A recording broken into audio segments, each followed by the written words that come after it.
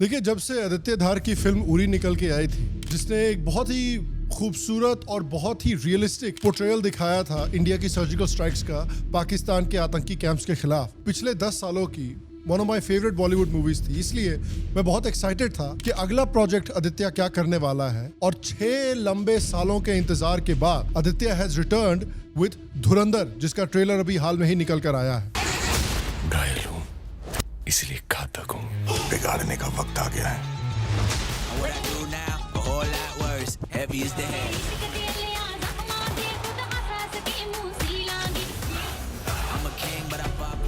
तो ये स्टोरी जो है ये लूजली इंडिया की quote and quote unknown man strategy पर बेस्ड है। वही अननोन मैन जो आतंकियों का पाकिस्तान में टिकट काट रहा है ब्लैक में। बट आइए आज इस मूवी के टीजर के बारे में बात करते हैं, इस मूवी के बारे में बात करते हैं। And I want to talk to you about why मैं स्पेसिफिकली इस मूवी के बारे में बहुत एक्साइटेड हूं, एंड आई थिंक आपको भी होना चाहिए।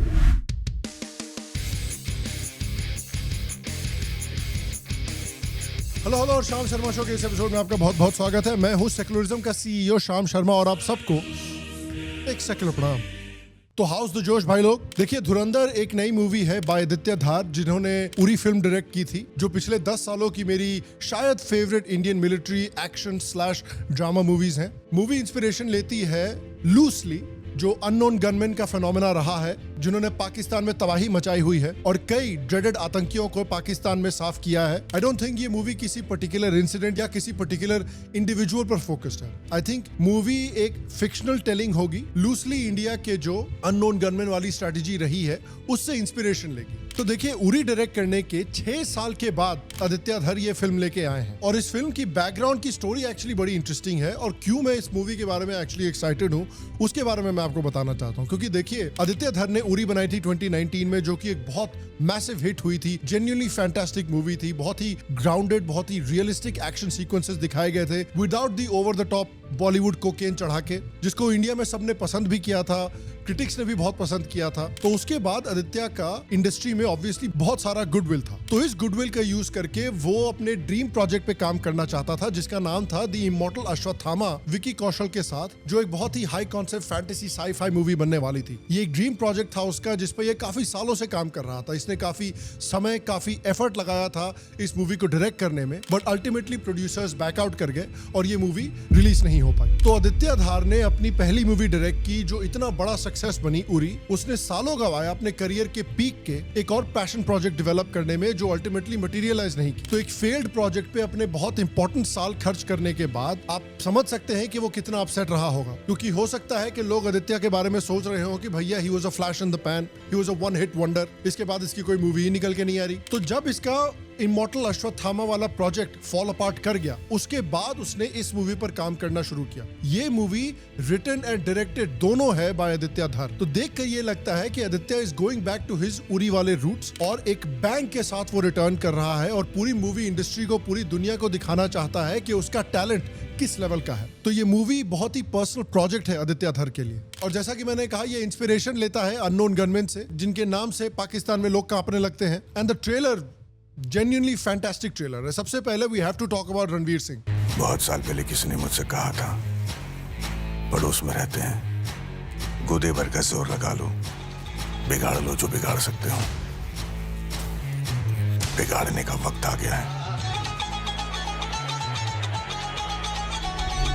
क्लियरली ये गली बॉय वाला रणवीर सिंह नहीं है, ये काफी जॉन विक स्टाइल का ब्लड सोक्ड वेंजेंस मोड वाला रणवीर है। और इस मूवी के रिलेशन में अगर आप रणवीर की भी स्टोरी देखेंगे तो वो आदित्य के काफी सिमिलर है। रणवीर की भी पिछली जो 3 मूवीज हैं उन्होंने अच्छा परफॉर्म नहीं किया है। उसको बहुत क्रिटिसिज्म मिली है मीडिया से कि वो बहुत अजीब अजीब मीडिया अपीयरेंसेस करता है, फालतू के जबरदस्ती अजीब अजीब आउटफिट पहनते रहता है just to stay in the media spotlight, कि आप बहुत ज्यादा यू ट्राइंग टू हार्ड। तो लोग उसके भी करियर को इन अ वे राइट ऑफ कर रहे थे। एंड तो इसलिए जस्ट लाइक आदित्य, ये प्रोजेक्ट भी रणवीर के लिए लगता है कि पर्सनल है। कोई ड्रामा नहीं है, no over the top costumes, कोई वियर्ड मीडिया अपीयरेंसेस नहीं है। This is just about Ranveer Singh as an actor, कि वो पूरी दुनिया को दिखा रहा है, पूरी मूवी इंडस्ट्री को दिखा रहा है कि देखिए, मेरे में जो टैलेंट बाजीराव के समय पे था वही टैलेंट आज भी है। आज भी मैं एक टैलेंटेड, एक्सट्रीमली बैंकेबल स्टार हूं। इसलिए ये जो लाइन है ट्रेलर में, that will make a lot of sense to you now.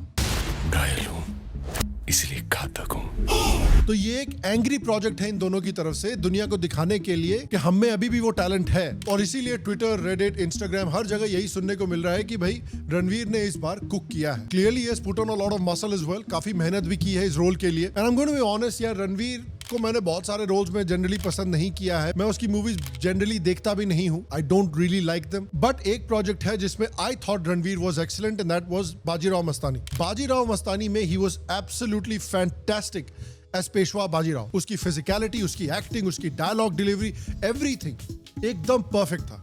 That's what I thought. I thought वो बाजीराव मस्तानी फिल्म का he was the best part. And क्या बोलूं उस मूवी के बारे में यार, मतलब amazing first half and what a disappointing second half उस मूवी का। कोई दूसरी मूवी मेरे दिमाग में नहीं आती है जो इस मीम में बिल्कुल परफेक्ट बैठती है।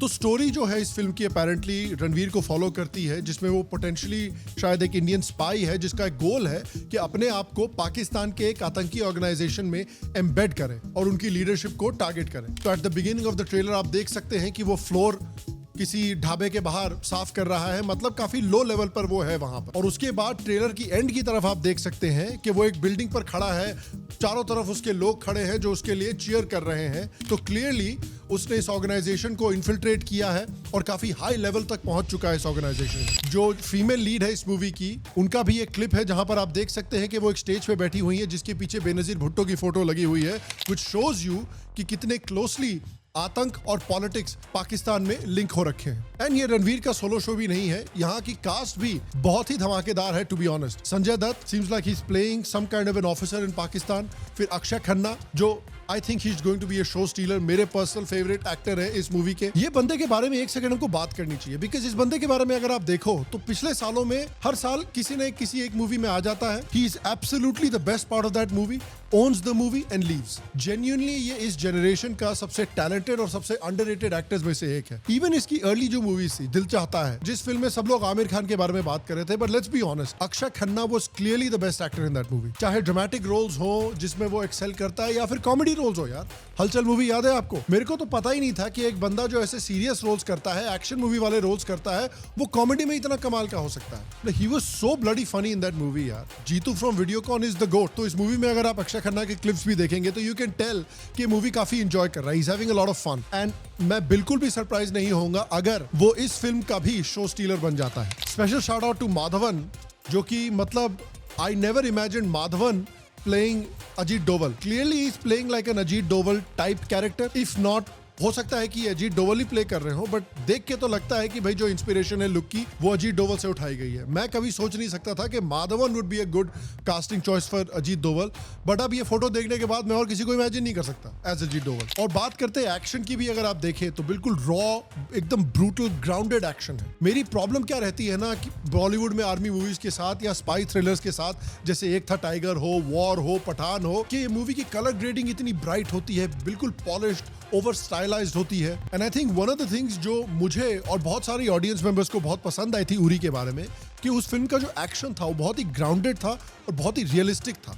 इट मेक्स यू फील कि आप एक असली बैटल में है, एक असली स्कर्मिश देख रहे हैं। और वही जो ग्राउंडेड एक्शन की सेंसिबिलिटी है वो लगता है आदित्य इस मूवी में भी लेकर आ रहे हैं। वही हमको देखने को मिलता है, hand to hand combat, fire, explosions. It's very grounded, at least more grounded than the average Bollywood spy thriller. और बैकग्राउंड स्कोर के बारे में भी यार हमको बात करना पड़ेगा। और अगर ट्रेलर के साउंड ट्रैक से हमको कोई इंडिकेशन मिलता है तो इस मूवी का साउंड ट्रैक भी उतना ही बड़ा बैंगर होने वाला है जितना बड़ा उरी का साउंड ट्रैक बैंगर था। और मैं जेन्युइनली बहुत एक्साइटेड हूँ बिकॉज उरी के जो गाने हैं वो तो आज भी मैं जिम में सुनता हूँ यार, दे आर सो गुड। इस मूवी का एक और रिकॉर्ड है, मोस्ट सिगरेट स्मोकिंग पर सेकंड। कुछ लोग अब बोल रहे हैं आके कि ये ट्रेलर देखिए कुछ ज्यादा ही वायलेंट है। भाई the movie is about unknown gunman eliminating आतंकी। क्या लगता है आपको कैसे मार रही है इन लोगों को? भैया मारने के लिए हिंसा तो करनी पड़ेगी ना। आपको क्या लगता है कि कैसे मारते हैं अननोन गनमैन इनको? इनको किडनैप करके, इनके हाथ पैर बांध के, इनको कुणाल कामरा की कॉमेडी स्पेशल या आर्चीज लूप पे लगा के इनको मारते हैं। I would personally argue कि गोली मारना या चाकू मारना is more humane than Archies या कुणाल कामरा का स्पेशल किसी को लूप पर दिखाना। एंड जिस तरह मैं हाइप टू लगता है, इंटरनेट भी हाइप्ड है, पीपल आर वेरी एक्साइटेड, लोग कह रहे हैं एब्सोल्यूट सिनेमा है, रणवीर का कमबैक होने वाला है। बट मैं सबसे ज्यादा हाइप्ड ना रणवीर के लिए हूं ना आदित्य के लिए हूं। मैं सबसे ज्यादा हाइप हूं कि देखिए इनका फिल्म का एग्जीक्यूटिव प्रोड्यूसर कौन है। आई एम वेरी हैप्पी देखिए कि राहुल गांधी जी अब अलग अलग एवेन्यूज को एक्सप्लोर कर रहे हैं। 20-25 साल इन्होंने पॉलिटिक्स में बहुत मेहनत की, ट्राई कर लिया, चलो दाल नहीं गली कोई बात नहीं, बट वो कम से कम अब अपनी दूसरे पैशंस को फॉलो कर रहे हैं। गुड फॉर हिम यार। I hope he has a very successful career as a producer. और देखिए जैसा कि मैंने कहा, ये मूवी जो है वो इंस्पिरेशन लेती है अलग अलग इंसिडेंसेस से। ऑब्वियसली जो अननोन गनमैन के असैसिनेशंस रहे हैं आतंकियों के पाकिस्तान में, उससे लेती है। रणवीर सिंह के लुक को देखकर ये भी लगता है कि जो स्टोरी है मोहित शर्मा की, जो एक इंडियन स्पाई थे जो पाकिस्तान में एम्बेडेड थे, उन्होंने 2 हिजबुल मुजाहिदीन के आतंकियों को मारा भी था, उससे भी कुछ इंस्पिरेशन लेता है। और ये स्ट्रैटेजी भी काफी यूनिक है। जब प्राइम मिनिस्टर मोदी जीत कर आए थे तो उन्होंने अपने पहले टेन्योर में अजीत डोवल को इंडिया का नेशनल सिक्योरिटी एडवाइजर अपॉइंट किया था। उन्होंने आते ही फॉरेन सिक्योरिटी पॉलिसी को डिफेंसिव से डिफेंसिव ऑफेंसिव में शिफ्ट कर दिया। Pakistan's vulnerability is many times higher than of India. Once they know that India has shifted its gear from the defensive mode to defensive offense, they will find that it is unaffordable for them. You can do one Mumbai, you may lose Balochistan. जिसके according जब तक पहले attack करता था तो India बस अपनी territory defend करने पर फोकस करता था, लेकिन अजीत डोवल ने क्या किया कि अब डिसाइड किया कि देखिए हम अपनी टेरिटरी तक नहीं रुकेंगे, अब इंडिया घर में घुस के पेलेगा। उरी अटैक और बालाकोट सर्जिकल स्ट्राइक्स जो हुई थी वो इसी स्ट्रेटजी के रिलेशन में थी। और ये जो अननोन गनमैन वाला स्ट्रेटजी है, अगेन इंडिया के पास प्लॉसिबल डिनायबिलिटी है, India has nothing to do with them officially, लेकिन ये जो अननोन गनमैन है चुन चुन के जो इंडिया के मोस्ट वांटेड लिस्ट में है आतंकी, उनको साफ कर रहे हैं। और अच्छी बात है, अब इंडिया डायरेक्टली इन्वॉल्व नहीं है, क्योंकि देखिए इस समय पे अमेरिका और चाइना जैसे देशों का पाकिस्तान पर हाथ है, क्योंकि पाकिस्तान जो है इट इज अ पॉन, एक प्यादा है जियोपॉलिटिकल चेस बोर्ड पे, जिसको अमेरिका और चाइना दोनों इस्तेमाल कर रहे हैं सेंट्रल एशिया को कंट्रोल करने के लिए, मिडिल ईस्ट को कंट्रोल करने के लिए, एक दूसरे को रिस्ट्रिक्ट करने के लिए और इंडिया की ग्रोथ को रिस्ट्रिक्ट करने के लिए। तो अच्छा, इंडिया के लिए अच्छी खासी प्लॉसिबल डिनायबिलिटी है। और इन अननोन गनमैन ने पाकिस्तान में ही नहीं, कनाडा में भी जा जाकर एंटी इंडिया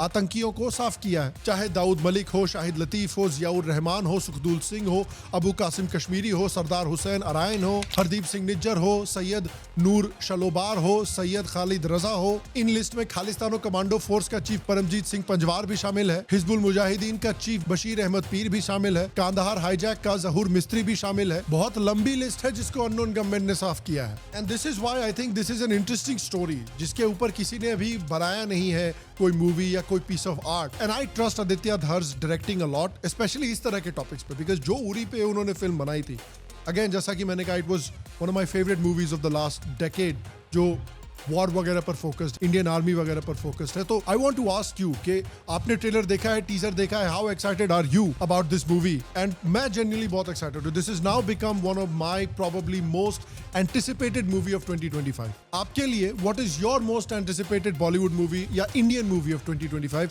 नीचे कमेंट सेक्शन में मुझे जरूर बताएं। बाकी गाइस, आपसे अगले एपिसोड में मुलाकात होगी, तब तक के लिए स्वस्थ रहें, सुखी रहें, फिर मिलेंगे। और आप सबको एक सेकंड प्रणाम।